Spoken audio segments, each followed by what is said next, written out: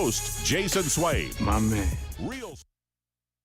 Deep down the middle's got his man, and he's gone. Jason Swain, touchdown. It's time for the Swain Event with your host, Jason Swain. My man. Real sports talk for the real sports fan. All you chumps are gonna bow when I whoop him. It's time for the Swain Event, fueled by Dead End Barbecue. Give me 2 laps and a red flag.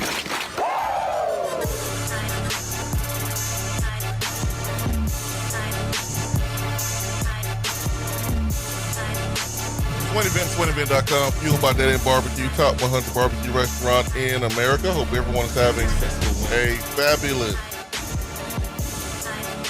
Tuesday morning. It is the 7th of May. Ben McKee, Go Ball 247, I'm Jason Swain. Ben, we got a big week ahead of us. Big week ahead of us. 865-255-03. Let me get Ben situated right quick.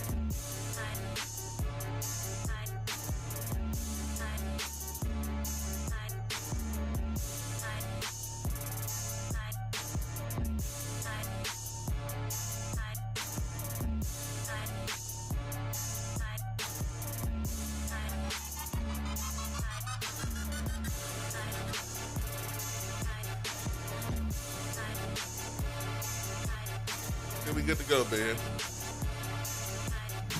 Are we good to go, Ben? Looks like we're good to go. Let's do that again. 865-255-03 is our telephone number. Ben McKee, Go Balls 247. All right, Ben, big week. This week, Tennessee, number 1 team in the country, going up against the program that Tennessee is trying to pass. Better program today, better team today, but it's about going out and winning that championship. Tennessee baseball team, one of the few teams in the country with the ability to do that. And for some reason, Ben McKee, help me out here. I need your help. We in the dad gang together. I feel like I could call on you and ask for your help on this one. Ben? Can you help me here?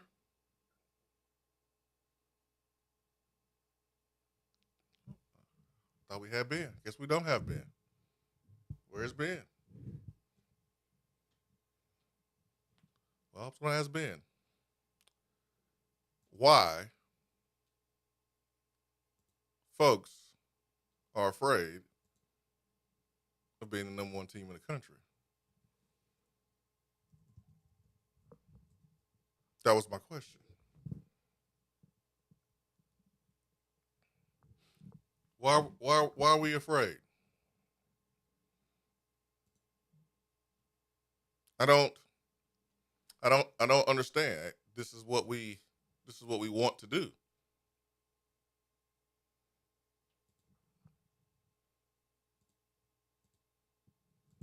We want to be the number 1 team in the country.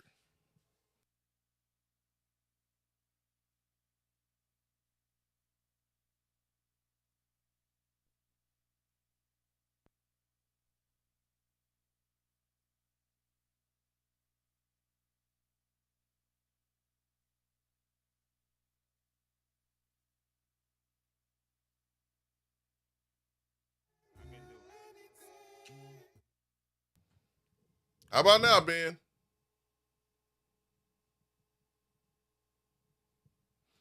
All right, well, let me get Ben taken care of here. Technology is great. Let me take a break. Ben gone. But do your homework and go to a provider that you can trust. I recommend Low T Center. It's where I get my levels checked. At Low T Center, they make it quick and easy. You walk in, take a simple blood test, and you'll get your results back in about 25 minutes. If you've been feeling tired, grumpy, have noticed weight gain, loss of muscle mass, you may have low T levels. Go to lowtcenter.com to book your appointment online. That's lowtcenter.com. Low T Center, reinventing men's healthcare. When you are craving some quality barbecue, there's only one place to go. Dead End Barbecue. Dead End Barbecue has been featured on ESPN's Taste of the Town, the first barbecue restaurant on the SEC Network, CBS Sports, Headline News Tailgate Show, Amazon Prime's The Restaurant Comeback, Food Paradise, and named one of the top 100 barbecue restaurants in America. The search is over. Dead End Barbecue is located on 3621 Sutherland Avenue right here in Knoxville. You can even have it delivered right to your door through Chow Now. Visit their website at deadendbbq.com. Dead End Barbecue. The search is over. Hey, Vol Nation. This is Charlie Pratt, financial representative with Modern Woodman and MWA Financial Services. Modern Woodman has been touching lives and securing futures for 140 years. Being born and raised here in East Tennessee, I'm honored to help East Tennesseans in all phases of life with retirement planning, investments, and life insurance. A big win on Saturday starts with preparation early in the week. A secure financial future starts with planning today. Contact my office today at 865-919-6468 to review your financial plan and make sure you are on track for success. As always, go Vols. Registered representative and investment advisor, representative offering securities and advisory services through NWA Financial Services, Inc., a wholly owned subsidiary of Modern Woodman of America, member of INCRA, SIPC.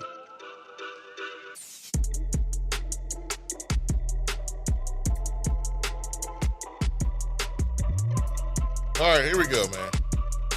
Got Ben McKee. We good to go. Go Vols 247. I'm Jason Swain here in the Low T Center Studio. All right, Ben.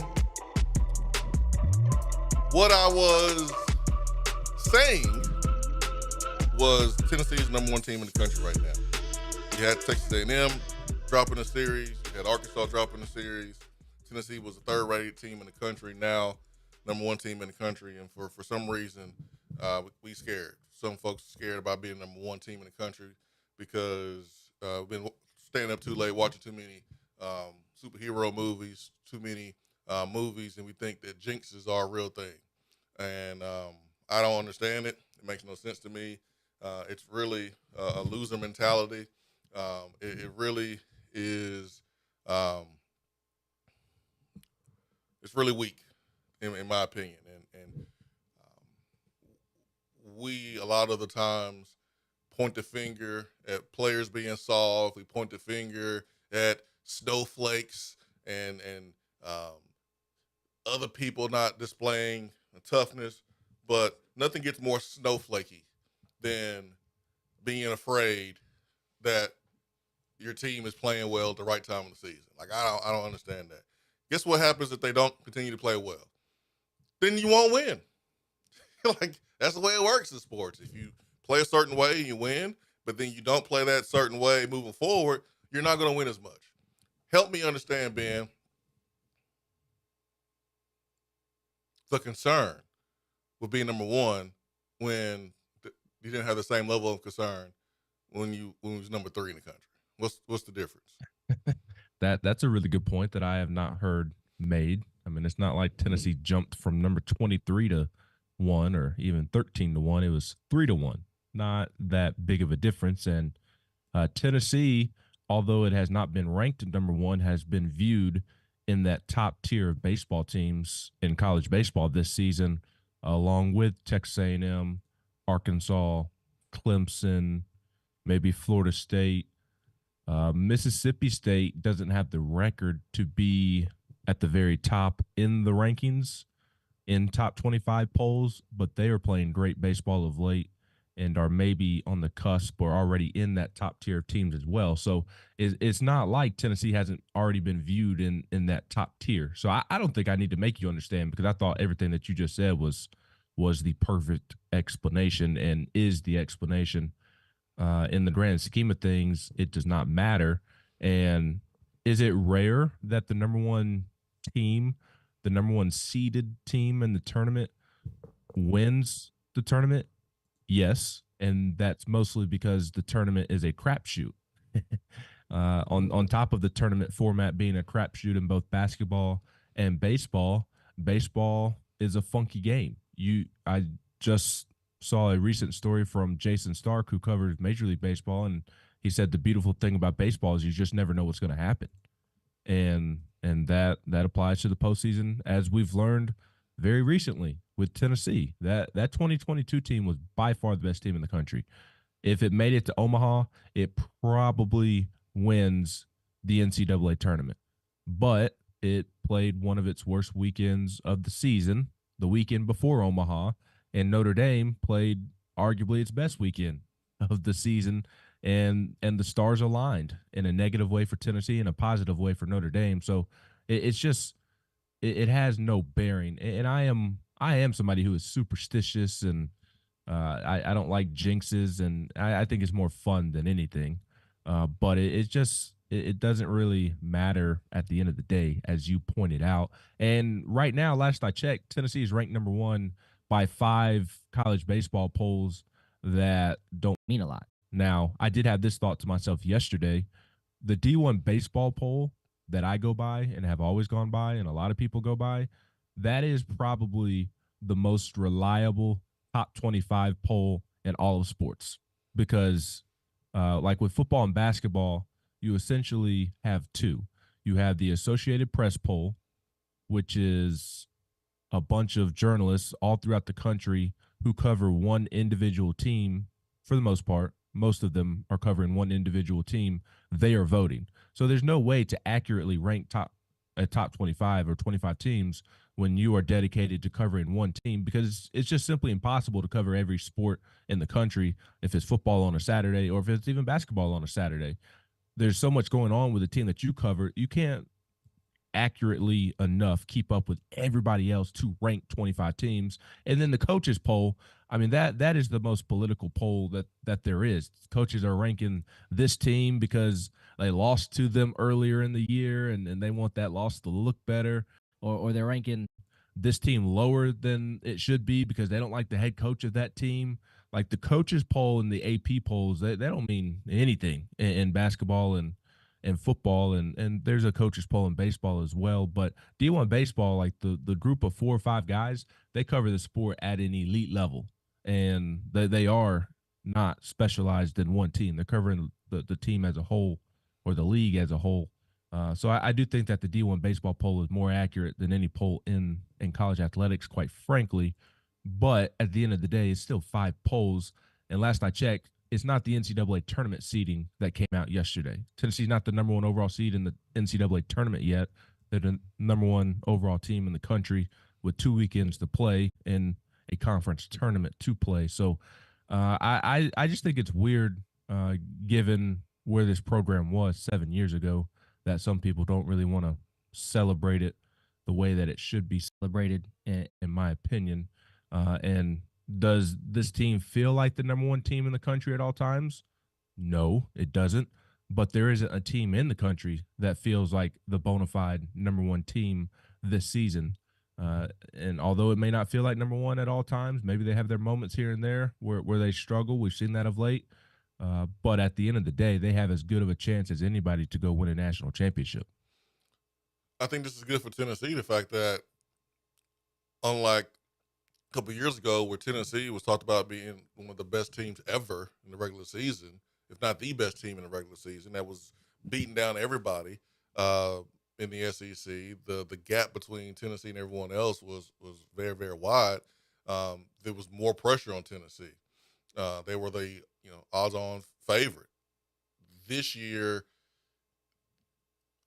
what you just said, it's closer. Like there's more teams closer together, which I think is good for Tennessee. Last year, like LSU won it, and I felt like last year LSU was closer to the other teams throughout the season, and then late pulled away and played really good baseball when it mattered the most.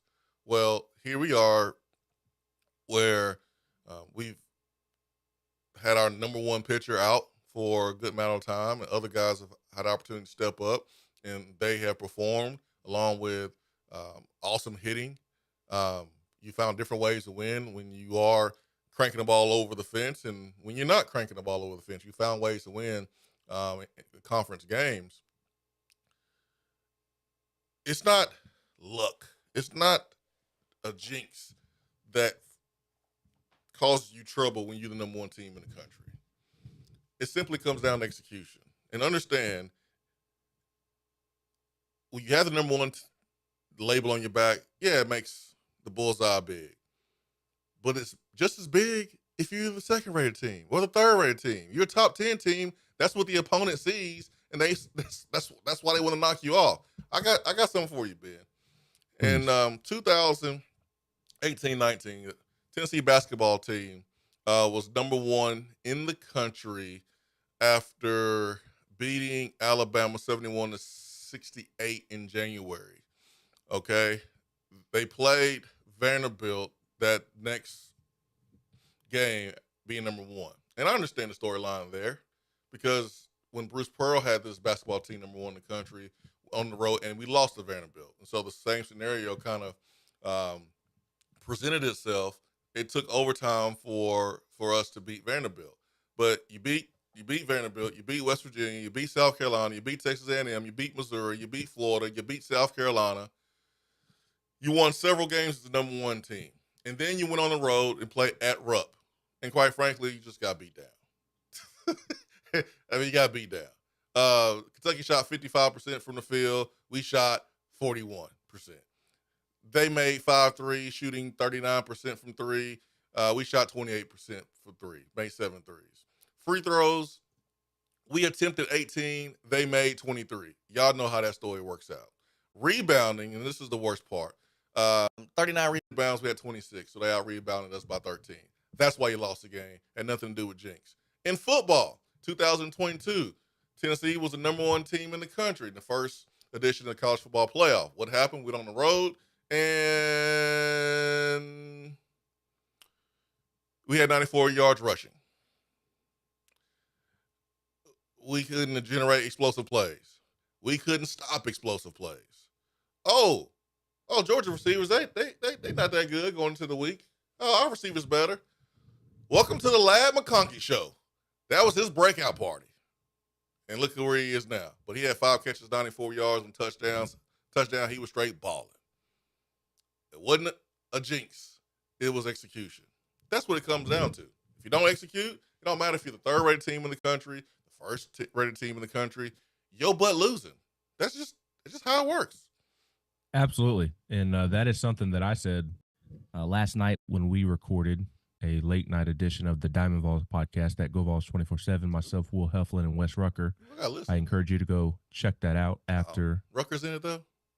Yeah, that is unfortunate. But Wes had some good points for once. So folks can check that out after Swain and I wrap up, of course. But that is something that I apologized in advance for, of a very simpleton take that I am going to have and say quite a bit over the next several weeks as we approach the postseason, because there is not that one dominant team. And I feel bad for even mentioning it and making this point because it is so simple and so obvious, but it is so much the truth. And it's exactly what you're saying. The team that executes the best over the next couple of weeks is going to make it to Omaha. The team that executes the best in Omaha, because there's not that one Goliath that you have to slay. There's not Paul Skeens that you have to slay.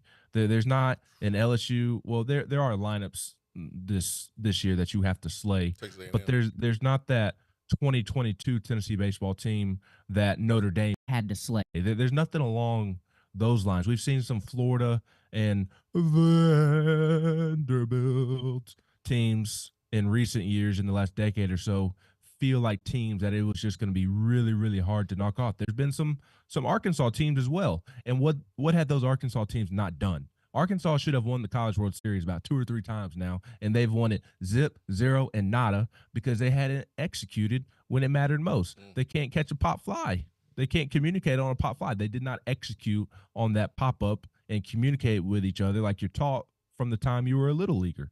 So it's a simpleton take, and it feels weird, and I feel kind of dumb for even mentioning it, but it's so true, and it's what is going to determine who wins this year, because there's not that Goliath out there like we've had in baseball or in football with Georgia or Alabama at times, or the 2019 LSU team. This past season in basketball, it just kind of felt like UConn was inevitable. It took UConn, the Goliath team, to knock off the 7'4" Goliath himself, Zach Edey, who felt inevitable throughout the season. So there's not that in baseball this year. Does Tennessee have questions about its pitching staff? Absolutely. There's no doubt about that. Do I think that Tennessee's pitching staff is just going to shut everybody out the remainder of the season? No, I do not, because I don't think it's the pitching staff that Tennessee has had the last couple of years. But it's not a bad pitching staff. Every team in the country has pitching questions, and that is going to separate who wins in the postseason and who doesn't. Just like LSU last year. LSU had the same questions about its pitching staff going into the postseason that Tennessee has right now. And Tennessee actually has pitched better up until this point than LSU did a season ago, and it clicked for that pitching staff in the postseason last year when it mattered most. So A&M, they have pitching questions. Arkansas, they have questions, but they're probably the best staff in the country, especially with Hagen Smith. But even yesterday, they had a key bullpen guy go down, or somebody that they were looking to step up go down and has to have Tommy John. So they're team after team after team. Can Georgia get enough pitching? I mentioned A&M. Mississippi State, are they going to have enough? Florida, you see their concerns with their pitching staff. Vanderbilt's not pitching like it typically does, although it's still been pretty good. So I just the freak out is a little much, and I just do not get it. I think a little bit of it is the superstition thing, Swain, but I also think there's another aspect of, like, at times this Tennessee baseball team has not passed the eyeball test as, like, viewing them as the number one team in the country, and I totally get that. I just said at times they have not passed the eye test. But, again, they have as good of a chance to win this offseason, or this postseason, I'm sorry, as anybody in the country. And it's just going to simply come down to execution. I mean, that's what it's going to boil down to. Two things that I wanted to add real quick, Swain, and I'll throw it back to you. The two biggest things that I don't understand about the fear with the number one ranking, and this doesn't just apply to baseball, this is with all sports, because I remember at times when basketball was ranked number one, or maybe even we saw it a little bit when the football team was ranked number one in the first edition of the playoff rankings, is the coaches and the players are the ones that need to handle it the right way. Not the fans on social media, not the meat sticks like Swain and I with a microphone in front of our face. Hey. I mean, we are allowed to talk about the team being ranked number one. Does Blake Burke and Christian Moore and Tony Vitello need to be worried about the number one ranking and feeling too good about themselves? Absolutely not. And I can assure you, I promise you, that nobody was more annoyed in the state of Tennessee yesterday than Tony Vitello, because his team was ranked number one. There wasn't a more annoyed person in college athletics yesterday than Tony Vitello because of that number one ranking. And I promise you that he is utilizing it in the best way. There's been some football coaches come through that would throw up a million graphics about it and get real complacent. That's not Tony Vitello. He doesn't care about being ranked number one. He cares about winning a national championship. Christian Moore, Blake Burke, Kavaris Tears, Dylan Dreiling, those guys don't care about being ranked number one. They want to go win an SEC championship. They want to go win. They want to get back to Omaha and then win more than one game in Omaha. Simo, Burke, those guys that were here 2 years ago, they've already been ranked number one. Drew Beam's already been ranked number one. They don't care about all that. So it's not as if the coaches and the players are out here getting complacent with the ranking, which is the most important part about it. And then this one, I guess, applies more to the baseball program, Swain. You mentioned it already about having that target on your back with the number one ranking. They've been had it. They've been had a target on their back. It's Tennessee baseball. Yeah. Everybody in the country hates them. You don't think – I mean, will it add a little extra motivation this weekend for Vanderbilt? I'm sure. Tennessee's coming into their building ranked number one, and they're unranked and have lost several games in a row. I'm sure that it adds a little extra motivation. But you don't think that they were already going to be motivated with how the series in the past have played out and the fact that it's an in-state rivalry and they cannot stand each other? Like, Tennessee baseball has already had a target on its back, whether it's ranked number 3, 13, 23, or unranked. As long as Tony Vitello is the head coach and as long as they play the brand of baseball that they do, which there's nothing wrong with it, but they will always have a target on their back. Adding the number one ranking does not really add to that. Yeah, man. I have nothing to add there. Those are 2 points that I was going to make. Yeah, I mean, you laid it out perfectly. We are not on the team. You're not on the team. fan. So you don't have to be focused. You don't have to block out the outside noise about your team being number one. It's those players. And really good point by you. There's several players on this team that already went through that went through the hype and failed with losing to Notre Dame. They understand what you have to do now to prevent that from happening. And that's continue to stay focused and keeping the main thing, and executing. 865-255-03. Let's go to the phones. Good morning. Hey, good morning. What's up, Turkey Man? Nailed it. Ben nailed it. He nailed it. It ain't got nothing about being suspicious, superstitious or anything like that. It's just the pressure, and he just nailed it. Only thing Tony can do is go negative all on. Say you're 500 last 4 games. Yep. You lost midweek game. You ain't done nothing. That's the only thing to do is go back and look at what they had done. Your pitching, look how many you give up here. I mean, he can go back and look at that. But when you add pressure, it's like you said something here a while back. Swain was talking about Peyton losing every time he comes.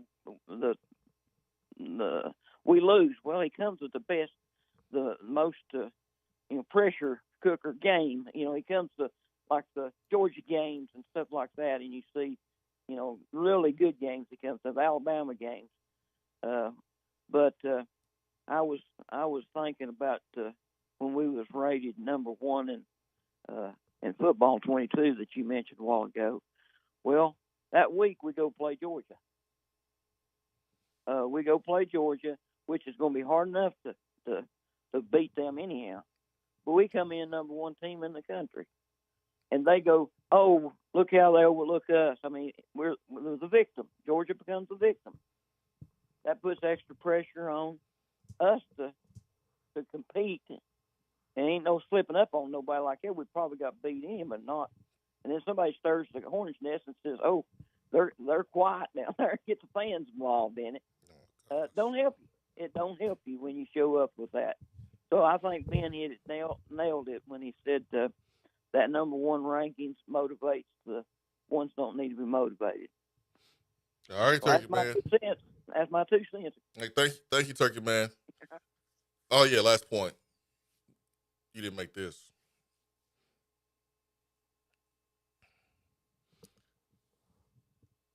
The best time to be number 1 is at the very end of the season, right? You want to be the last man standing. Man, how many more series does Tennessee have? 2. Where are we in the regular season? We're at the end, right? Yes. Then you have SEC tournament down in Hoover. And then you have you got the show. This is the perfect time to be ranked number 1. This is the perfect time to be playing some of your best baseball. This is the perfect time to be number 1. Outside of the end of the season, which is where you want to be number 1 ideally. Like, come on, man. Like, let's go. Well, the other thing, Swain, that I feel like I will say, like, I do feel like there's a good chunk of people that are kind of having fun with the whole number 1 curse. Oh, yes. And are kind of saying it lightheartedly for some, and having some fun. So this conversation isn't directed at you all who are having fun with it, because I do think it's kind of funny as well. But there were like people legitimately upset about Tennessee being number 1 yesterday, and that is directed at, this conversation is directed at those people. Of course, you have the right to feel the way that you want to feel, but I feel like when you get caught up on being upset about Tennessee being ranked number 1 because of superstitions and jinxes and things of that nature, like you're missing out on the fun. Like, enjoy a Tennessee athletics team having the success that it is having. But the thing with baseball, where it's different even than basketball, is with the number 1 ranking. I mean, you're number 1 with 2 weeks to go. You are in prime position to host a super regional. I mean, it would take the wheels completely falling off these next 2 weekends. Like, it would probably take Tennessee getting swept by both Vandy and South Carolina the next 2 weekends to fall out at the number 8 national seed. And I don't even know for sure that at that point that they still wouldn't be a number 8 national seed. So you've already locked up hosting a regional. And now, because you are picking up a series win at Florida, at Kentucky, you're sweeping LSU, you're sweeping Missouri when you should. You are securing that the road to Omaha goes to Knoxville. That X amount of teams, I guess it'll be 4 teams, 3 in regional and 1 in a super regional. 4 teams are going to have to come to Knoxville in order to get to Omaha. And you're not going to have to go to Clemson and deal with all the stuff you have to deal with on the road. You're not going to have to go to Hattiesburg and sit under the bleachers during a weather delay and just, quite frankly, be stuck in Hattiesburg, although the food in Hattiesburg was delicious, and I'd love to go back and eat at their restaurants. But other than that, I have no interest in going back to Hattiesburg. I'm sorry for anybody from there or living there. But, like, you don't have to worry about all that. So I think it's even more important in baseball because of the ability to host in the postseason that you are ranked high towards the end of the season, even if you're worried about a target being added to your back. And here's another thing that Will Heflin said last night on our podcast. Number 1 seed in football won the national championship this year in Michigan. And I know the college football playoff is a little bit different, but still, just to hammer home Will's point, the number 1 seed in football won the national championship. The number 1 seed in basketball, the UConn Huskies, won the national championship. The number 1 seed in women's basketball, the South Carolina, the Lady Gamecocks, are we taking game out? Dawn Staley won the national championship as the number 1 seed. It's probably time to take a break. I need to turn your mic off. 865-255-03. More on the other side here in the Swain Event.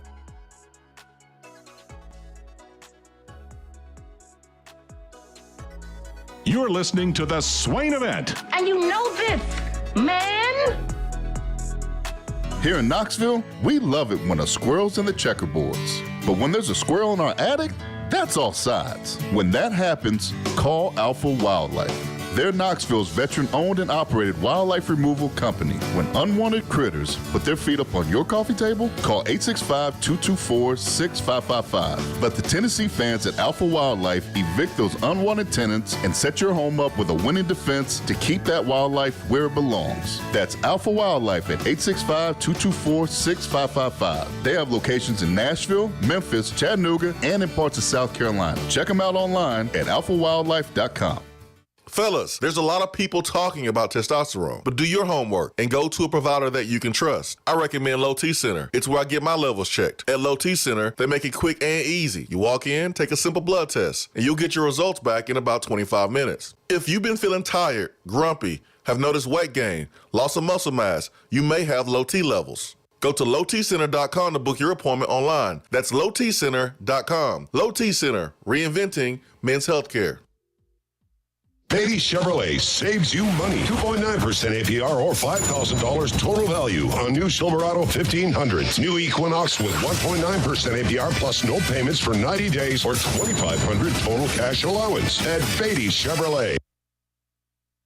What's up, Swain Event crew? Always happy to be with my friends in the morning. So, everybody has a next chapter in life, right? And sometimes that includes a move. Your next page may have a growing family, or maybe an empty nest, or possibly a move back home. When the time comes, I'll be here to help. Just give me a call. Jennifer Morris, Keller Williams Realty, 865-694-5904, and check out my website, nextmovesmokymountains.com. As always, go Vols! Looking for a different way to enjoy the show? Yes! Then check out Swain Event TV on YouTube.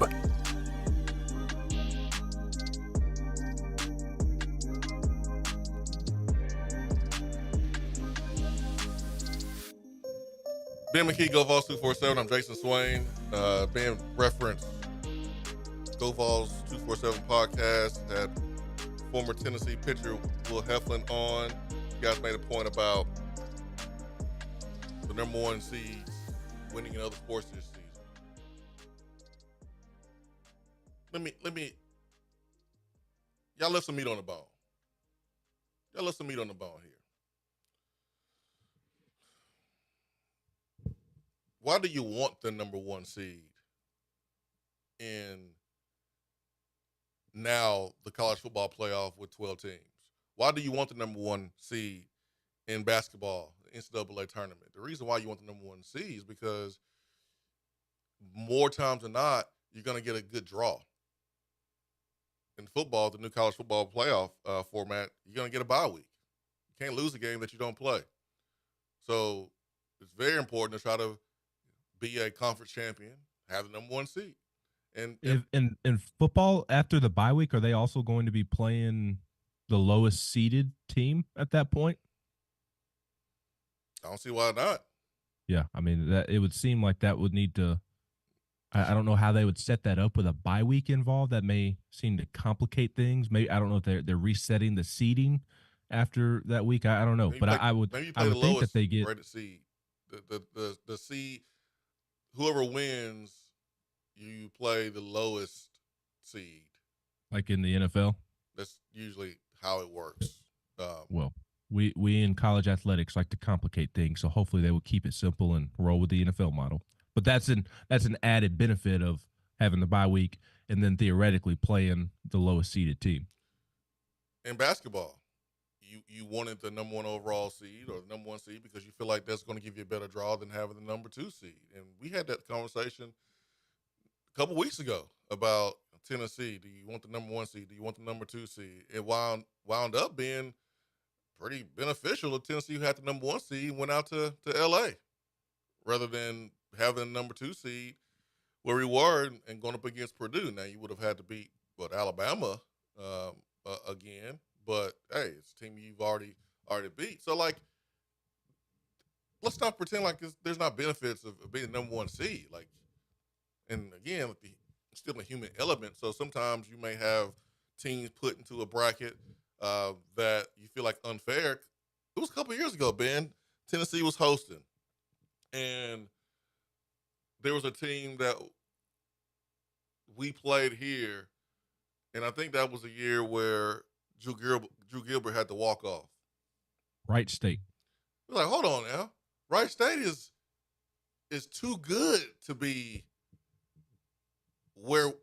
playing us where we are. We've earned the right to play a lesser team in this position. So you do have situations where the voters and the committee, they make mistakes, but for the most part, like, you put yourself in a really good position if you're able to get that number 1 overall seed.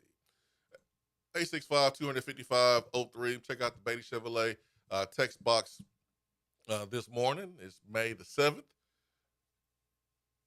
8:43 on a Tuesday. While you pull that up real quick, with baseball, you want to guarantee that you have home field advantage throughout the postseason. It is so beneficial in a lot of ways to be the number 1 seed because you are guaranteeing that A, you're hosting up until Omaha if you handle business. B, the seeding part that you discussed, theoretically, at that point, when you have a super regional, you would host one of the lower seeded super regional teams. You'd be matched up with the 16 seed. And then even in your own draw, as you mentioned, Swain, you'd have teams that theoretically are unlikely to knock you off. So in baseball, I think it's even heightened just because you're allowed to host up until the big dance.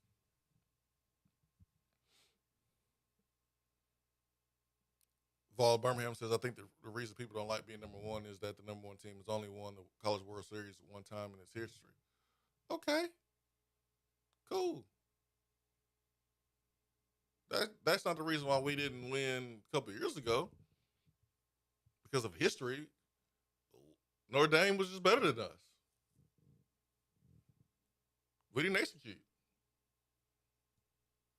Listen, man, this is the decade of the Vols. We ain't got time to be all scary. Somebody's going to win it at some point. Vol and Birmingham. Ain't nobody got time to be all scary. This is the decade of the Vols. We just took down the NCAA. Let's go. Like, it's going to happen. Someone is going to win the College World Series ranked as the number 1 seed, overall seed. It's not going to be Miami forever. So why not us? Why not us? Why not? That's all I'm saying. Why not us? We have several players on this team that failed to win as the number 1 overall seed a couple of years ago, still on this team. You don't think they've learned from that?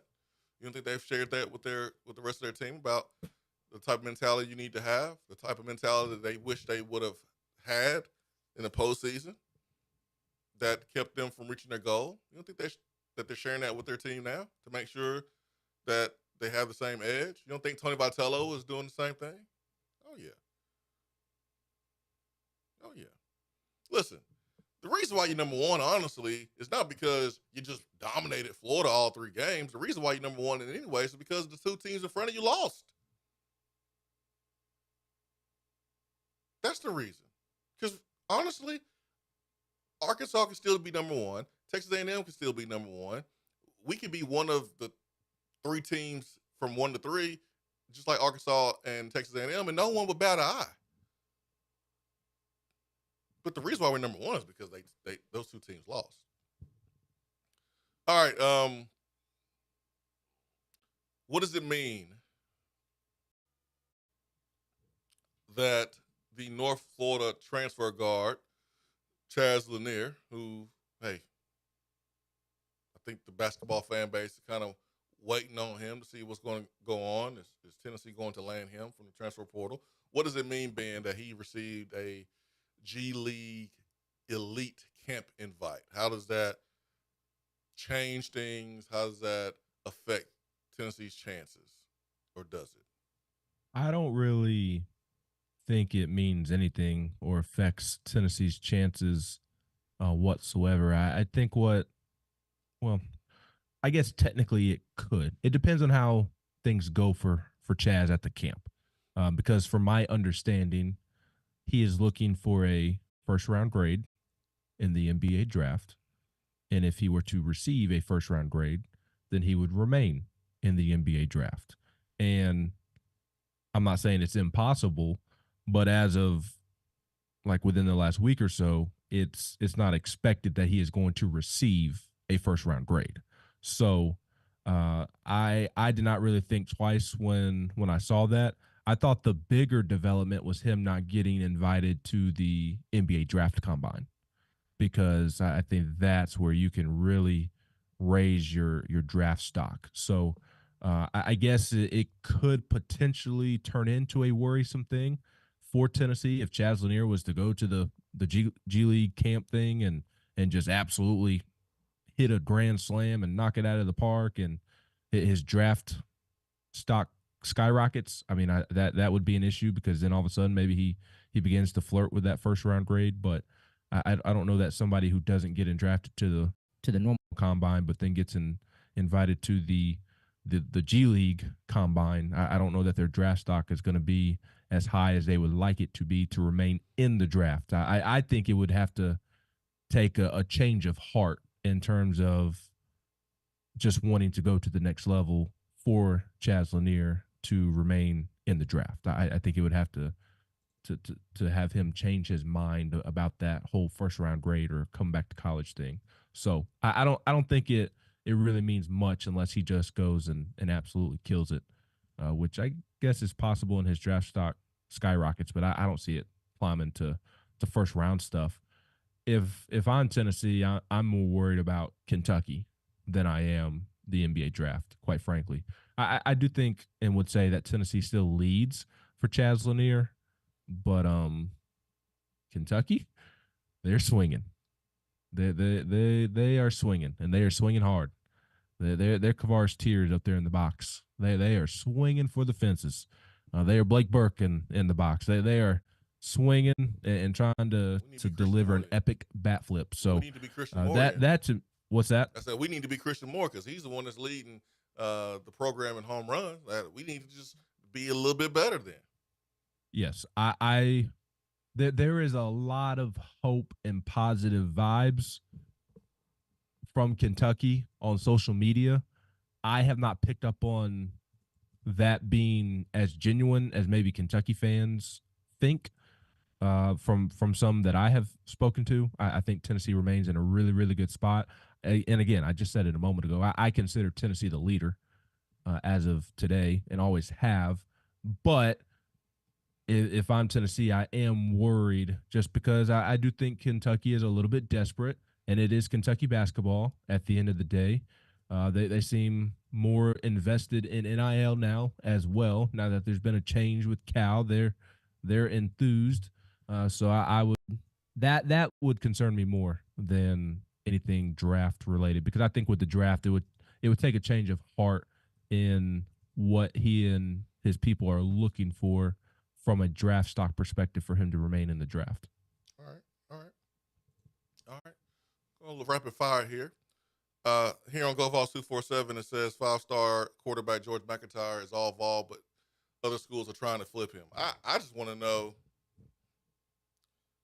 what's our mentality on this one, gang? What's our mentality? Do we want a good player that nobody else wants, or are we over here nervous and freaking out and wishing that no one was contacting George McIntyre? How we feel about that one? Because, I mean, you can try to flip them all you want to. I would be surprised if George McIntyre gives anyone time of day at this point. Well, and I would be absolutely stunned if he actually flipped to somebody. I mean, I would be my jaw would be on the ground if George decided to go elsewhere.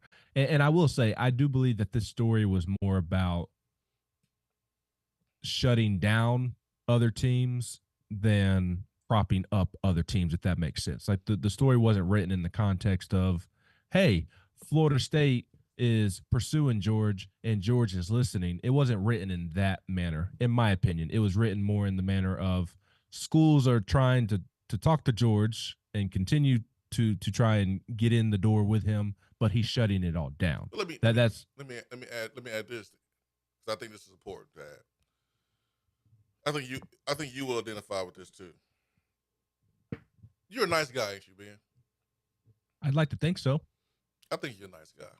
Thanks. I think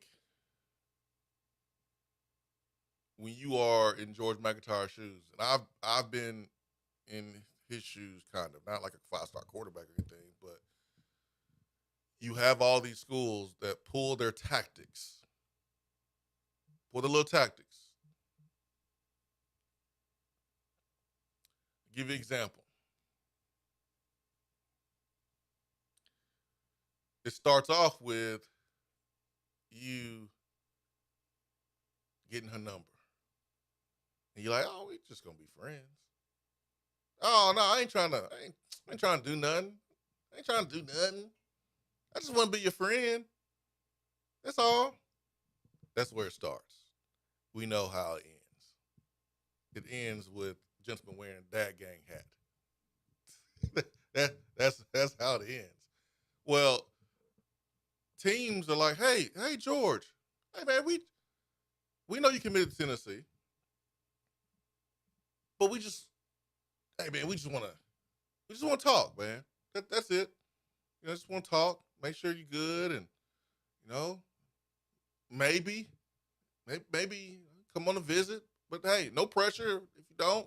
Hey, you commit to Tennessee, but hey man, let's just catch up every once in a while. Catch up every once in a while. What they're thinking is, hey, anything can happen. So if Tennessee drops the ball, if George feels a certain type of way, we're going to be here to pick up the pieces. Like, we're going to be here. Well, I think guys in Georgia's situation, young players, and as you get older, you learn how to do this a lot better. You learn how to tell people no without being mean. Because sometimes when you're young, you get pulled in certain directions and you don't know how to tell people no. You don't know how to tell your peers no. You don't know how to tell your friends no when maybe they're doing something you know is not right. You don't know how to tell them no in a way that doesn't ruin the friendship or doesn't come off as disrespectful. And sometimes you get caught in stuff that you shouldn't be caught in because you fail to tell them no. When I was being recruited, I promised Ronnie Garner I will take an official visit to Georgia. I shouldn't have done that. I should have said no before promising him I would take an official visit. I was wasting his time. But I thought I was being nice.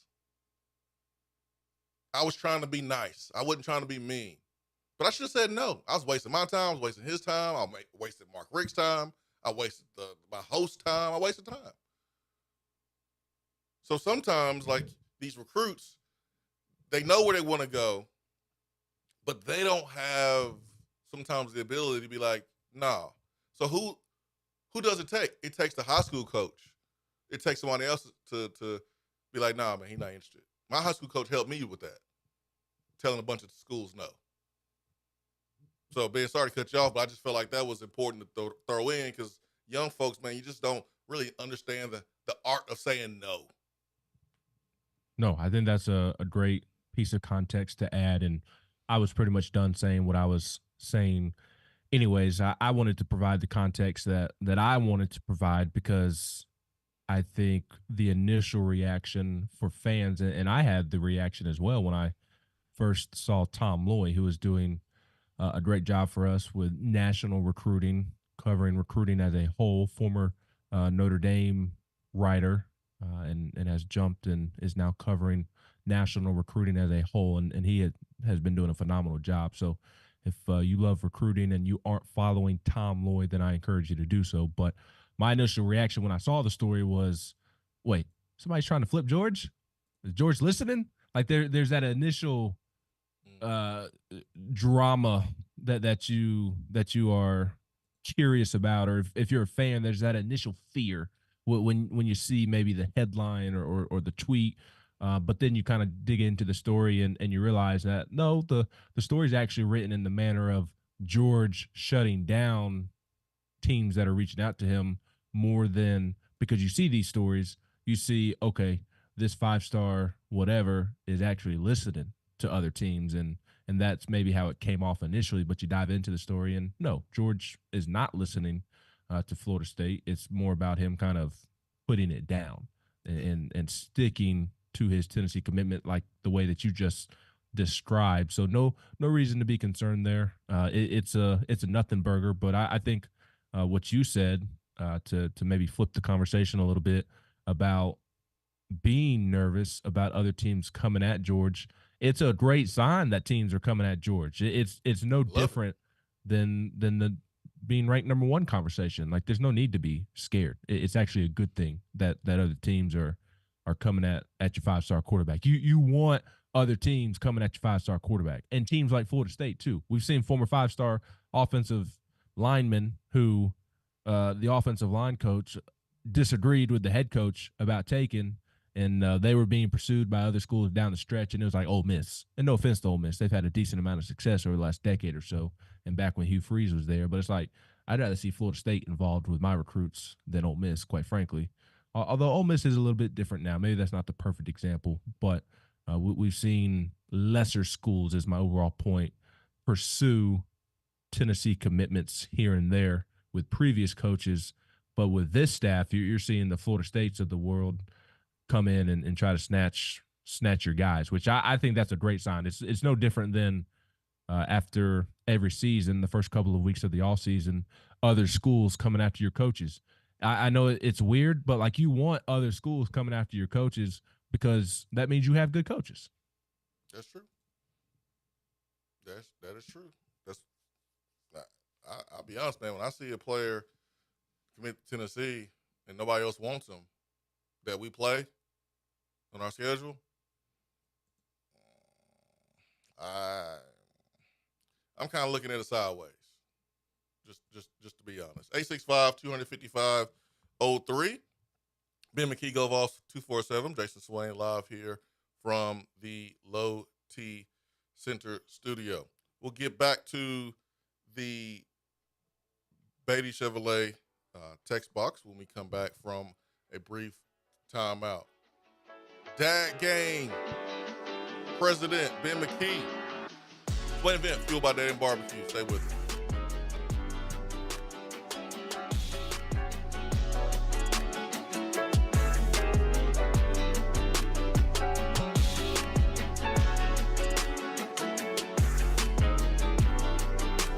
What's up, Swain Event family? It's great to be on board. This is Taylor Hawkins with Modern Woodman Fraternal Financial, and I have one question for you. When was the last time you have slowed down and evaluated your financial situation? Just like the Vols, a great game plan leads to victory. Let us help you achieve your financial goals with a custom-made game plan. No matter what stage of life you're in, protecting your family and hard-earned money is important. So let one of our local and trusted financial professionals secure your future by visiting one of our 10 branch offices across Tennessee, or give us a call locally at 865-312-5638. And remember, go Vols. Registered representative and investment advisor, representative offering securities and advisory services through NWA Financial Services, Inc., a wholly owned subsidiary of Modern Woodmen of America, member FINCRA, SIPC. Here in Knoxville, we love it when a squirrel's in the checkerboards. But when there's a squirrel in our attic, that's all sides. When that happens, call Alpha Wildlife. They're Knoxville's veteran-owned and operated wildlife removal company. When unwanted critters put their feet up on your coffee table, call 865-224-6555. Let the Tennessee fans at Alpha Wildlife to keep that wildlife where it belongs. That's Alpha Wildlife at 865-224-6555. They have locations in Nashville, Memphis, Chattanooga, and in parts of South Carolina. Check them out online at alphawildlife.com. When you are craving some quality barbecue, there's only one place to go. Dead End Barbecue. Dead End Barbecue has been featured on ESPN's Taste of the Town, the first barbecue restaurant on the SEC Network, CBS Sports, Headline News Tailgate Show, Amazon Prime's The Restaurant Comeback, Food Paradise, and named one of the top 100 barbecue restaurants in America. The search is over. Dead End Barbecue is located on 3621 Sutherland Avenue right here in Knoxville. You can even have it delivered right to your door through Chow Now. Visit their website at deadendbbq.com. Dead End Barbecue. The search is over. Good morning, Swain Event fam. America's College Sports Town has everything you could want in a lifestyle. You want a cottage home in town or a downtown condo, or maybe you're looking for a home with a pool or a lake property. Well, whatever you want, the Knoxville area has it, and I'm ready to assist when it's time to find what you're looking for. So give me a call, Jennifer Morris, 865-694-5904, or email me at jennifermorris865@gmail.com, and check out my website at nextmovesmokymountains.com. Go Vols! The conversation doesn't stop when the show is over. Follow the Swain Event on Twitter and like the show on Facebook.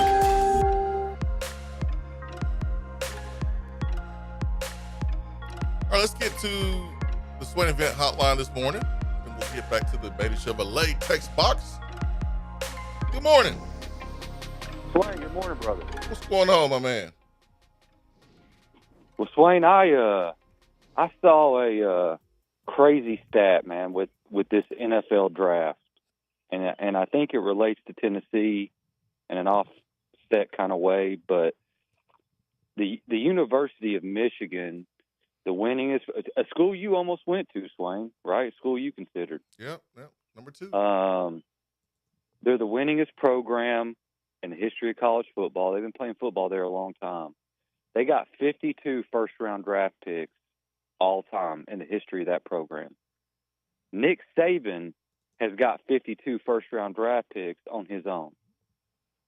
And 44 of those came while he was at Alabama. And it just shows the level of dominance that he had there at Alabama. It's just unprecedented. And I think it's easy to say, well, Kalen DeBoer's not going to be as good as Nick Saban, but I mean, it's really, as it relates to Tennessee and Alabama, Swain, I just don't see them coming anywhere close to replicating that. No. And I think they're going to come. They're still going to be a good program, but I think they're going to take a lot more of their lickings. I think Tennessee is going to kind of hand out a lot more L's than maybe they've been used to this last 10, 15 years. I think they're going to have to take a step back because I don't think you're replicating that level of talent. Jay. What's up? What's up, brother? I'm confused. So the reason why I'm confused is we know no one's going to replicate that, what Nick Saban did anytime soon. No. Especially now with the transfer portal and NIL, Alabama or anyone's not going to have a chokehold on the market like that. I mean, Georgia's still doing what they're doing. They still got good players, but like it ain't the same as it was before NIL when Bama and Georgia was number one in recruiting each and every year. There's players going to other schools. I mean, but Kirby Smart's still a great coach. He has it rolling. Everyone's bought in. There's a culture set. Don't get me wrong, they're still good. They're still the team to beat in the SEC. But yeah, like you see the effects when a team loses a really, really good player. Alabama just lost the best coach in college football history, arguably. Like they're going to take a step back. I don't care how great Kalen DeBoer is, and he's really, really good. But they're taking a step back. That's happening. Swain, that gets me excited, man, because I just I think I like beating. I'm like Coach Fulmer. I like beating Alabama more than anybody. Oh, absolutely. The football program in Tuscaloosa isn't even the best program on campus anymore. What is the best campus? Or is it basketball now, Ben? Oh yeah, it's basketball. And I'll tell you right now, Alabama on the hardwood. I don't mean to switch sports on you, Jay. I know you're talking about football. No, right you're now, fine. You're fine. Alabama basketball is going to be a problem next year. Yeah, go ahead, let you know right now. Especially if Mark Sears decides to come back. Ooh. So what's the deal with this Chaz Lanier kid? Is he going to the G League? No, he's not going to the G League. He got a G League camp invite, but I would be surprised if he remains in the draft from people who I've spoken to. I have heard he wants a first-round grade. It's not expected that he gets a first-round grade. So to me, he would have to have a change of heart in what he's looking for from the NBA draft for him to remain in the draft, in my opinion. Man, okay. Well, Ben, before I get off here, brother, are we gonna get that dreaded number one seed in the you so tournament? Jay. Why are you being so scary? Why are you being so scared, Jay? Guys, Swain, why you you don't scared want of that, it, man. Jay? I'm telling you. Jay, come on, Jay. You being How long's scary, it man. been, Ben? How long's it been? Was it it's been 99. over 2 decades, I believe. 99, right? Swain, you don't want to mess with that kind of juju, man. Just get the number 2 seed. Lord, man. Somebody's got to do it at some You're talking point. about beating Alabama in football, but over here talking about some bad juju. That's some bad juju what you right want to there, do, man. Jay? You want to be a champion I or want not? to beat Alabama in football, and I want to get the number 2 seed in the baseball. So beating Alabama means we got to have good juju? Well, yeah, Nick Saban leaving. That's some good juju. You think you got to have juju to win a game? Or you got to have some dudes and a great game plan and a kick-ass mentality? Those are 3 things. Swain, listen, I spent some time down in Louisiana. I don't know. It's just the ways of the world, this voodoo and stuff that works. I don't know. But, since 99, 20, 25 years or whatever it's been, I don't want that number 1 seed in baseball. Oh, gosh. Well, this is the year of the number 1 seeds. Football, men's basketball, and women's basketball all won it as number 1 seeds. They all won? Mm-hmm. Well, Ben, you might be on to something, man. Well, Will Heflin said that first, so credit to Mr. Heflin. Yeah, okay. Well, hey, you know what? Maybe it's time to break the curse. But if we get the number 1 seed and we get beat by some team in the regional like Notre Dame or something, Swain, I don't want to hear no more talk about getting the number 1 seed because there's something to it then. I'm going to talk. I'm going to keep talking about it because I want to be number 1. And it don't matter if it's in the middle of the season, the end of the season. I want to be number 1 at the end of the season. But I'm not going to decline being the best team in the country because 2 teams in front of us choked and lost their series. That's what happened. So we're supposed to decline it? No, thank you. We don't want to be number 1 team in the country. No. Yeah, there you go, guy. This is what happened. This is what needs to happen, Jay. The players need to take the same mentality as they have been taking the last couple of weeks and not pay attention to it and keep the main thing and do your job and don't beat yourself. If you do that, if you play up to your capabilities, up to your talent level, you'll be just fine. But if you don't, you're losing. It don't matter if you were the 2nd seed, 3rd seed, 4th seed, or 5th seed. If you don't execute, you're not winning. Well, Swain, I never thought in my life I would say the program at Tennessee most likely to win a national title is baseball, but that's probably what I have to put my money on right now. Baseball, softball. I mean, it's crazy. Yeah, one of those two. Yeah, it's crazy. Y'all take care, man. All right, Jay. See you, buddy. I can't believe Jay coming here. Hey, and watch out if Tennessee ends up with Chaz Lanier. Watch out if Tennessee basketball ends up with Chaz Lanier now. Jay, 7'2" in the paint, laying the ball up. Playing like a 6'11" forward that we just saw play in the NCAA tournament. Come on, man. You gotta dunk it, Jay. You gotta dunk. Playing soft, Jay. Juju. Now you spent some time in Louisiana. I get it. I understand. I mean, kudos to Jay. That's the same mindset that Butch Jones would have. I'm sorry, Jay. That was wrong of me to say. I apologize.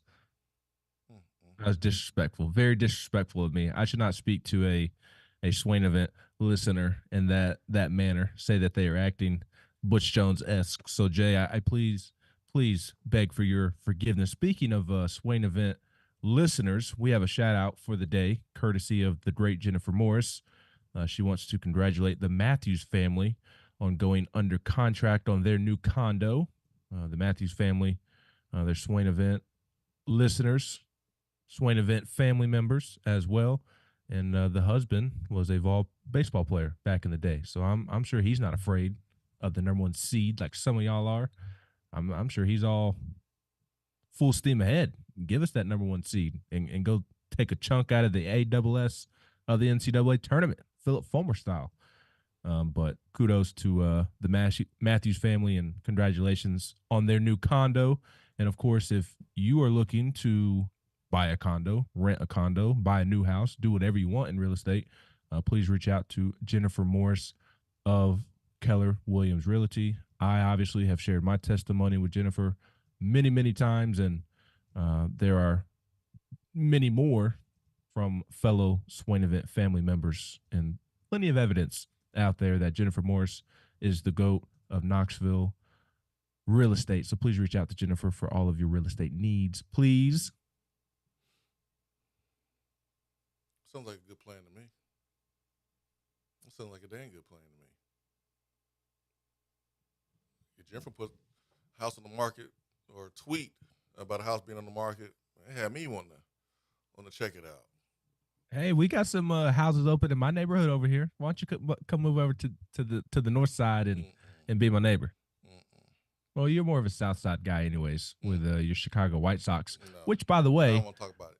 I want to talk about the White Sox. No, I'm not talking about the White Sox. I'm talking about your new quarterback.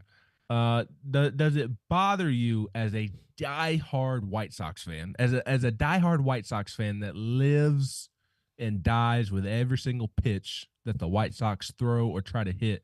Did it bother you this past weekend to see Caleb Williams at Wrigley Field in a Chicago Cubs jersey in a box? No. Don't. It didn't bother you? I didn't care. You know, it didn't. Speaking of the Cubs, did you see that Zach Edey threw out the first pitch last night?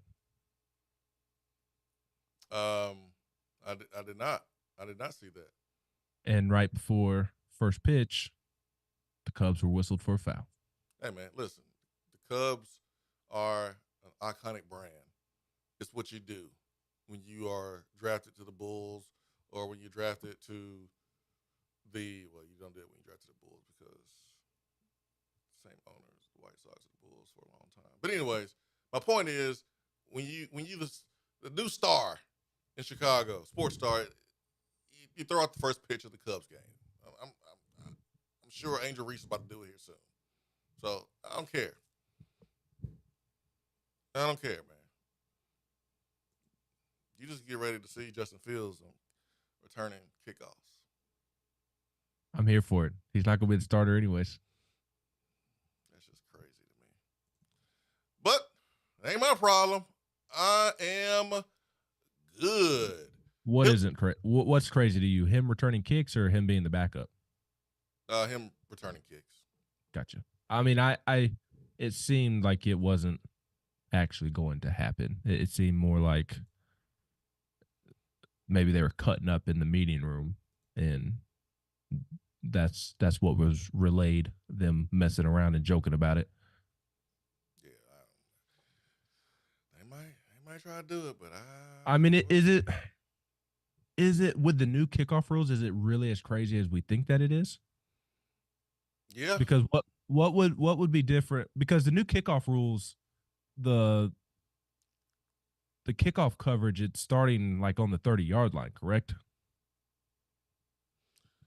It's starting like right before they catch wherever they catch the ball. So like what would, if they're starting at like the 30-yard line, the kickoff coverage team, the tacklers, the defenders, if they're starting relatively close to the kickoff returner, what's the difference between that and Justin Fields running the ball as much as he typically does? Because they're not running full steam ahead like they typically are.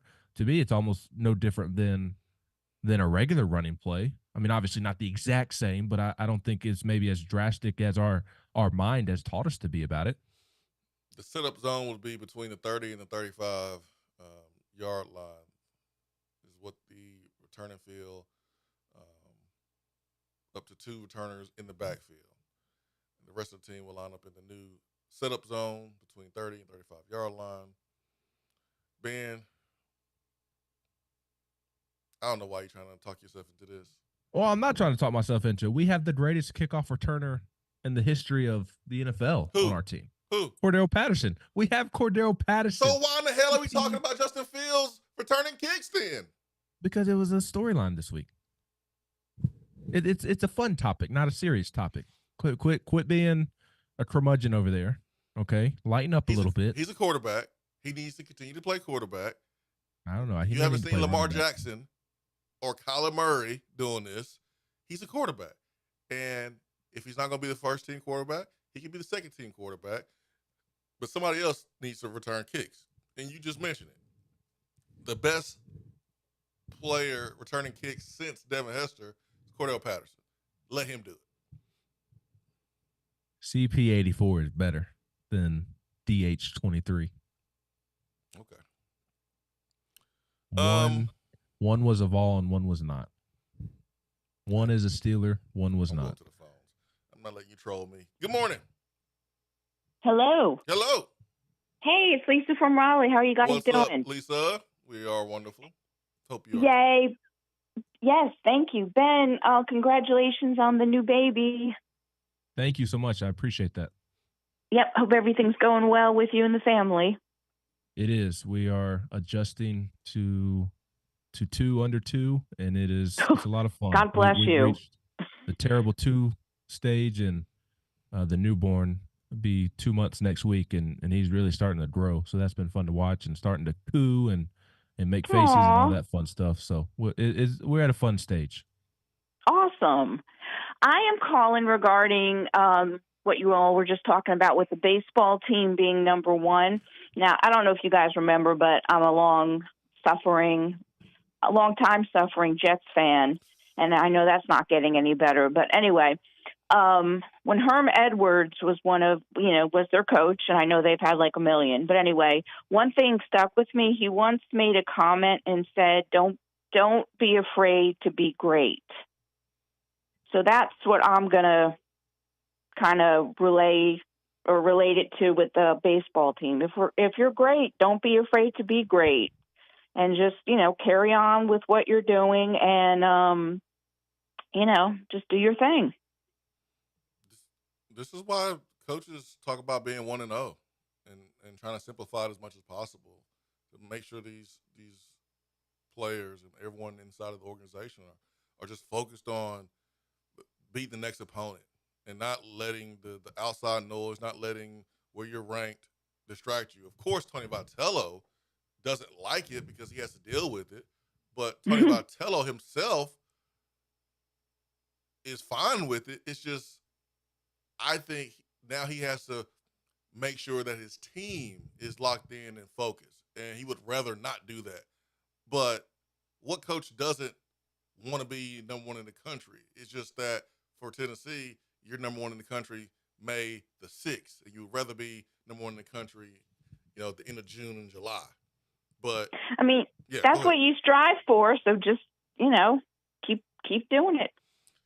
Don't be afraid of greatness. That's the lesson. Thank you so much. All right, you guys have a good day. Thank you. All right, Go bye-bye. Jets. Go Jets. Come on, man. We want the Jets. I wonder what's tougher, being a Jets fan or a Bears fan.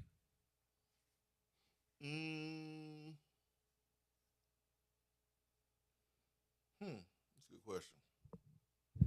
Probably. I mean, Jets have been worse. Yeah, they have. I would say a Jets fan. At least the Bears have won a Super Bowl this century. Have the Jets ever won a Super Bowl? I assume they have. They have. With Joe Namath. What's that? Joe Namath. With Joe Namath, I think. Broadway Joe. I think, yeah. Forgive me, I'm not up to date on my New York Jets history. It's the Jets. The Jets have had it worse recently. Yeah, sorry, Lisa. Than the Bears. So they won the NFL championship in 1969. Nice. Yeah. So I'm surprised they've only won it once. I'm not. Turkey Man says Joe Milton has a better chance of returning kicks than Justin Fields. Louisiana ball. I would say Justin Fields has a better chance than returning kicks than Joe Milton. I would agree. Justin Fields has a better chance. Louisiana Vol says this everything school thing won't stay if we don't win a championship soon. I need one. These LSU fans annoying me about championship truth. Championship truth hurts. Just win one, please. Is Juju just bad, Jay? Where's the good? Now, the everything school, that works. It works for Tennessee. Until a LSU fan interjects. The moment a LSU fan interjects, it really crushes our everything school phrase that we've been rocking for seems like a couple of years now. Because we do everything well. LSU has won 3 championships in 3 different sports in the last year. And one of those sports we don't even have. Like, we don't have gymnastics. But, like, they still won a championship. They won baseball. Won one in women's basketball. They won a football one with Joe Burrow in 2019. So, like, yeah, like, we can keep rocking everything in school, and we are doing a great job at everything. We just haven't got over that hump to win a championship. So if you're down there in Louisiana as a Tennessee fan, you're gonna have to deal with that. And I understand how that's tough and annoying because they've done a tick better in a couple sports to get over that hump. Overall, yeah, like, hard to find a school that's winning at all the sports that more than Tennessee. So I understand Louisiana fall. I get it. Nelson from Jackson says Alabama also lost majority of the secondary, including the 2 deep. Talking about Jay's phone call about Alabama slipping after Nick Saban. I was like, Jay, that's the most obvious statement of the day. The Alabama's going to take a step back. The Nick Saban is retired. Duh, yeah. Come on now. We know that. We know that.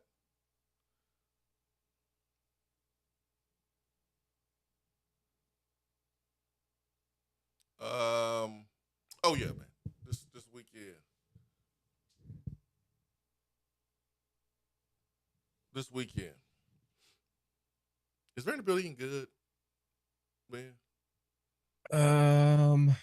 They're very Florida and LSU-esque right now. Okay. To where they have the talent to beat anybody in the country, but something is just not clicking right now. And maybe the switch came on for LSU this past weekend. They did upset the number 1 team in the country in Texas A&M in Baton Rouge, and they did so without their best pitcher, Luke Holman, that scrub, the one who picked Tennessee or picked LSU over Tennessee after his daddy spent weeks telling Tennessee that he was coming to Tennessee, but that's neither here He was nor scrubbing there. us pretty good when he was in. What's that? I said he was scrubbing us pretty good when he was in. He was indeed. But maybe the switch came on for LSU. Florida, I mean, Florida this weekend, you saw the natural talent. Like I know some fans were frustrated when Tennessee had its offensive lulls throughout the weekend. But to me, I thought that was more about Florida just having elite raw ability and its inability to find any consistency. Sure, Tennessee could have made adjustments along the way, but you had the redshirt freshman, I'm blanking on his name, that came in game 2 and was just, his stuff was just dynamite right out of the bullpen and was very, very hard to hit. And then Kaggs comes in on Saturday in game 3, and for the first 4 innings of the game, his changeup was unhittable. Like, again, sure, Tennessee could have made adjustments, that they could have done this, could have done that, but ultimately I feel like that was more just about that being a filthy changeup than this player or that player on Tennessee's lineup needing to be benched. And that was the reaction that was going on. But, and one of the reasons this Tennessee team is great is they battle so hard in the box. I mean, they put on a coaching clinic every time they have 2 strikes on them and how to hit with 2 strikes. They are not afraid to hit with 2 strikes. Are you talking about Dylan Lloyd? No, the Florida pitcher. Oh, the Florida pitcher. Okay. Yeah, the kid for Florida that came in and was bumping gas, and the breaking balls were pretty filthy. I believe he was throwing a changeup as well. Jameson? Yeah, that sounds right. They had a couple of guys. The Peterson kid looked pretty good. Neely? Neely was all right. He traditionally has more stuff and has always been hyped up, but he's never quite lived up to the hype. But I thought that was more about Florida's raw ability than anything. But it hasn't clicked for some reason. And their offense is too reliable on the home run ball. And for anybody who says that Tennessee is too reliable on the home run ball, I thought Chris Burke had some good comments last week in an interview with Tony Basilio, in that it seems like Tennessee is home run or bust. And I had not thought about this until Chris said something, and I'm mad that I didn't think about this, but this is why Chris is great and I'm a scrub. Because Tennessee plays in a hitter-friendly ballpark and the stadium is maybe 10 to 15 feet shorter in some parts than in other ballparks, Tennessee's hitters, some of the line drives that they hit that would be a double or a triple in major league ballparks to the warning track or off the wall, because Lindsey Nelson is so hitter-friendly, they're home runs in the ballpark. Sure, Tennessee hits its fair share of moonshots, but don't be deceived by the home run numbers that Tennessee only hits home runs. Maybe the number is a little bit inflated because of the stadium that they play in the majority of the time, and some of those doubles and triples in bigger ballparks that would lead to producing runs in other ways, they get out at Lindsey Nelson Stadium. Those home runs that you see that land on the first row of the porches or sneak into the bullpen down the right field line, some of those would be doubles and triples elsewhere. And I'm not at all disparaging Tennessee when I say that. It's just it makes it seem like all they do is hit home runs, when there are some home runs that they hit because of the stadium that they hit in. That's not why their numbers are what they are overall, but that's maybe why it makes it seem like they are home run or bust, when in reality they're spraying line drives all over the field, which would ordinarily, in bigger ballparks, a big league park, Omaha, it would produce other ways to score runs. And I thought that was a great point by Chris Burke. But long-winded way, as I typically do, Swain, of saying that Vanderbilt is very much along the lines of Florida and LSU of having a lot of natural talent, but it just hasn't quite clicked yet. And the last year or two, Vanderbilt seemed a little bit off. And I think there may be some Dabo Swinney there of needing to adjust to the times. And I don't think that Tim Corbin has dropped off in the manner that Dabo has, but I do think there's some similarities there of in a new age of transfer portal and NIL, maybe things have caught up to them a little bit. And maybe that has more to do with what's around them, like at Tennessee, than maybe something that they're doing wrong. Maybe it's just others have caught up to them because of the resources that others now have, and Vanderbilt does not have a distinct advantage with the 13.7 scholarship rules, and because they're a private school, they can hand out other scholarships and all that fun stuff. But if Tennessee's not ready to play this weekend, they'll lose. There's no doubt about that. But something's off with this Vanderbilt team, and although you don't want them to click at the right time, I'm not as worried about them clicking as I was with LSU and Florida. They've got some tough guys on the mound to start the weekend. And if Tennessee's not locked in ready to play, then they'll lose. But I think this is a series that Tennessee should win. And I'm sure we'll talk about that more on Thursday as we get closer to the weekend. Homeowners, when you call a contractor and they take forever to come out, takes forever, you feel like you wasted the whole day, you don't have to do that with Hiller. When you call Hiller, they will be there. You can be a happy camper this month with 0% interest financing for 24 months on select HVAC systems, generators, and tankless water heaters. Or take advantage of Hiller's $99 drain cleaning special. Take care of your home systems before the peak summer temperatures hit. Visit the website, happyhiller.com, for all your details today.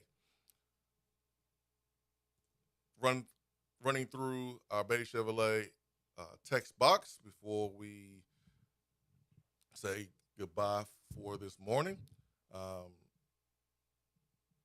He had a nasty slider that Tennessee hitters couldn't lay off, is what Chip Payne said, versus the Florida young pitcher. Brandon Luckett says, thank you, Turkey Man, for putting together that Payton only came to big games, and that's why we lost. Never would have thought of that. Brandon being sarcastic. Brian Hunsucker says, so the team that makes the fewest mistakes will win. That's right. Every sport. It applies to every sport.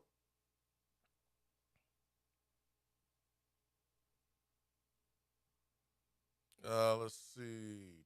Jake Clemente was the name of the Florida pitcher that I was struggling to remember. Jake Clemente, redshirt freshman. Jennifer Moore says, I want UT to be number one in all sports when it matters most at the end, when they win a championship. And Swain, superstitions and jinx are a huge part of baseball fans' lives. We can't help it. Well, that's fine. It don't equate to wins and losses. That's not true. If you are a pitcher and you're running out to the mound and you step on the baseline, you step on that white line, you are cursed for that game. That's a fact. That is a well-known baseball fact. Yeah. Don't step on the foul line. Don't. You are tempting fate when you do so. Well, if you jump over the line and get up on the mound and you throw the same pitch every time. Let us enjoy our beautiful sport the way that we want to enjoy it. Did you have any? I'm sure I've asked you this before. Did you have any game day superstitions? Wear the same underwear, socks, or anything along those lines for each game? Well, you see players who have like the same undershirt or they wear the same underwear for every game. Did you have any superstitions along that line? Any pregame meal that you had to have, or a snack, or you did something X amount of time before the game? You don't seem like a guy that would do any of that, but you're pretty. Seems like you would be pretty boring in that regard. Pretty boring. Sorry. There's nothing that you did time and time again out of the ordinary routine. No. My specific song that you listened to? No, I have music, but not just one song. I didn't do one thing every time. My senior year had, little rubber bands. Wrist that everybody, everybody has them now, but like I used to have some orange, white, and black ones. I used to, wear those, but like I didn't do that my freshman through junior year. I kind of had like a different look each year with accessories. So no, man, I don't really have that. The games that I think I didn't play up to the level I thought I should had nothing to do with superstition. It was technique and or you think that it doesn't have anything to do with superstition, but if you would have done something differently pregame, you would have had good juju going into it, and then you would not have played as poorly. Maybe you were wrong for not having any superstitions. Maybe that would have helped you in your poor games. No, probably not. I know that you got that ankle taped up before every game, especially at the end of your career. Everybody had to get the ankle taped up in every game. It was mandatory. Is that typically mandatory for every team? I don't know what other teams do. I just know you either had to have your ankles taped or you had to wear a brace just to save your ankles. But now, I mean, guys, that makes sense. It's just like it doesn't, especially in today's game, like you don't see that as much. Like obviously you see guys with ankles taped and stuff and knee braces, but you also see the receivers and DBs out there who don't even look like they're wearing socks out there with their low cut cleats. Yeah, that's what you're seeing a lot of that now. Guys don't have the ankles taped, and I mean that's just a risk that you are willing to take because you want to feel more free. I get it. I totally get it. I totally get it. So, but no, I didn't have any superstitions, man. Swain is an old soul. He probably ate a box of chocolate raisins or something like that. Nelson from Jackson. No, man, I ain't have any. Mississippi Falls says one thing about it being we are facing another dangerous and desperate opponent on the road this weekend. It reminds me of our situation last year when we were coming off getting swept at Arkansas, and the number 2 ranked team came in and we swept them. Oh, absolutely. I had that thought last night that the roles are reversed this season.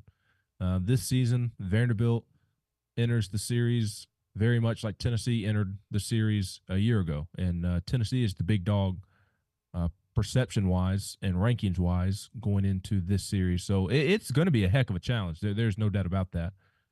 Again, as I said multiple times, Tennessee better be ready to play. Do you think Nelson was somebody who came and watched you played as a high school recruit and was one of those fans like we see many or a couple in Tennessee's fan base that would show up and have a sign encouraging you to come to Tennessee? Do you think Nelson was one of those type of fans during your recruitment, making his way down from Jackson to Huntsville to stand outside of the locker room at Grissom High School or, write you a love letter or anything along those lines? No, I think Nelson made up a song, and